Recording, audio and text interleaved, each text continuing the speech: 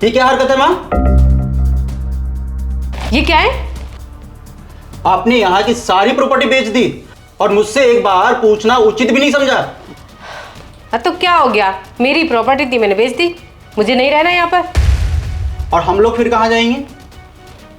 देख बेटा, मुझे तो नहीं रहना यहाँ पर। मुझे यहाँ अच्छा नहीं लग रहा है। मैं रहूंगी अपने गांव में। माँ फिर भी आपको मुझसे एक बार पूछना तो जरूरी था ना। क्या हुआ? सुबह सुबह किस बात पे बहस हो रही है?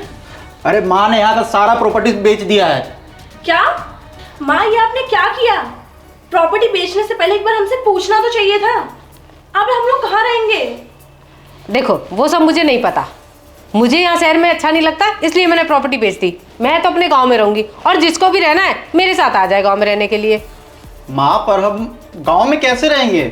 हमारा सारा बिजनेस यहाँ पर है, मेरा ऑफिस यहाँ है, साक्षी का ऑफिस यहाँ है, हम लोग यहाँ काम करते, तो गांव जाके हम कैसे रह सकते हैं? वो सब मुझे नहीं पता। यहाँ का वातावरण मुझे अच्छा नहीं लगता।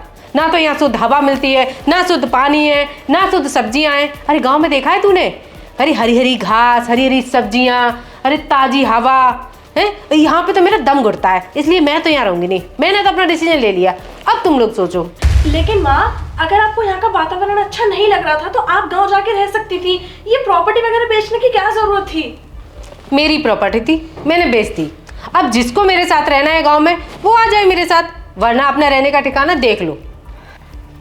ठीक है माँ, आपने गांव में रहने का फैसला ले लिया है तो आप गांव में रहिए। और वैसे भी साक्षी मुझसे बहुत प्यार करती है।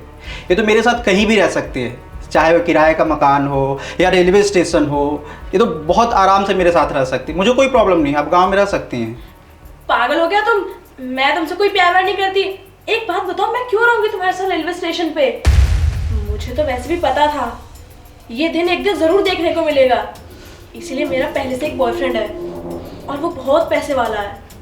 और ये जो तुम्हारी प्रॉपर्टी है, इससे कई ज्यादा प्रॉपर्टी है उसके पास। एक आध मकान अगर उसका बिक भी गया ना तो उस पर कोई फर्क नहीं पड़ेगा। और वैसे भी मैं तुम्हारे साथ सिर्फ इसीलिए थी क्योंकि तुम्हारे पास भी प्रॉपर्टी थी। और अब तो वो प्रॉपर्टी वगैरह कुछ भी नहीं बचा है, तो तुम भी मुझे भूल जाओ अब, समझे तुम? माँ, आपने एकदम सही कहा था और आपका जो ये प्लान था वो भी बिल्कुल सक्सेसफुल निकला। प्लान? कौन से प्लान की बात कर रहे हो आप दोनों? हाँ, हमारा ये प्लान था तुम्हारा हकीकत सामने लाने के लिए। यार, मैं आज नहीं आ सकती तुमसे मिलने। तुम्हें तो पता ही है ये बुढ़िया घर में है। वैसे भी मैं घर से कहीं बाहर नहीं निकल सकती। हाँ बाबा, मुझे पता है तुम मुझसे बहुत प्यार करते हो और मैं भी तो तुमसे बहुत प्यार करती हूँ ना।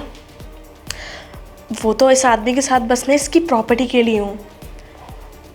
एक बार ये बुढ़िया अपनी सारी प्रॉपर्टी अपने बेटे के नाम कर दे, उससे तो सारी प्रॉपर्टी मैं अपने नाम करवा ही लूँगी। और इन दोनों को मैं घर से बाहर निकाल दूँगी और इस घर में हम दोनों रहेंगे।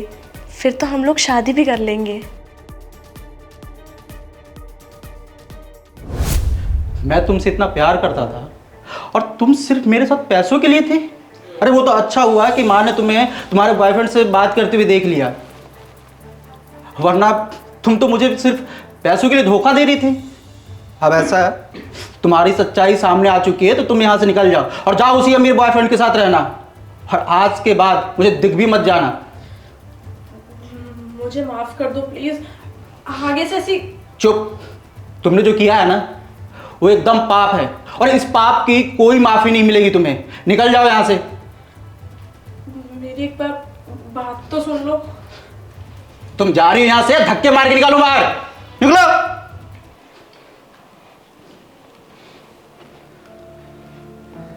माँ, आपका बहुत बहुत धन्यवाद जो आपने मेरा जीवन बर्बाद होने से बचा लिया। अगर ये प्रॉपर्टी बेचने का झूठा ड्रामा नहीं किया होता आपने तो शायद उसकी सच्चाई आज बाहर भी नहीं आती। कोई बात नहीं बेटा, जो होता है अच्छे के लिए होता है। जी माँ।